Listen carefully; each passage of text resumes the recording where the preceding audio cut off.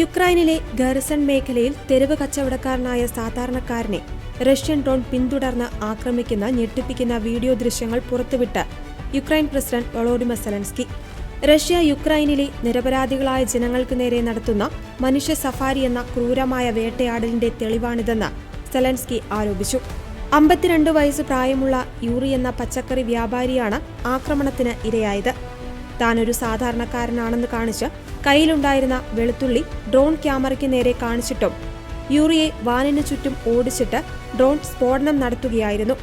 ശരീരത്തിൽ നിരവധിയായ സ്പ്ലിന്റർ മുറിവുകളും ബോധക്ഷയവും സംഭവിച്ച ഇയാൾ നിലവിൽ ആശുപത്രിയിൽ ചികിത്സയിലാണ്. റഷ്യ മാനസിക നില തെറ്റിയ പോലെയാണ് പെരുമാറുന്നത്. ആളുകളെ കൊന്നൊടുക്കുന്നതിലും പീഡിപ്പിക്കുന്നതിലും റഷ്യൻ സൈനികർ ആനന്ദം കണ്ടെത്തുന്നു എന്നതിന്റെ ഓരോ തെളിവും ലോകം കാണണമെന്ന് സമൂഹമാധ്യമങ്ങളിൽ കുറിച്ചുകൊണ്ടായിരുന്നു വൊളോഡിമർ സെലൻസ്കി ഈ വീഡിയോ പങ്കുവച്ചത്. റഷ്യയുടേത് ബോധപൂർവകവും ആസൂത്രിതവുമായ കിരാതമായ യുദ്ധക്കുറ്റമാണെന്ന് യുക്രൈൻ വിദേശകാര്യമന്ത്രി ആൻഡ്രി സിബിഹ പ്രതികരിച്ചു.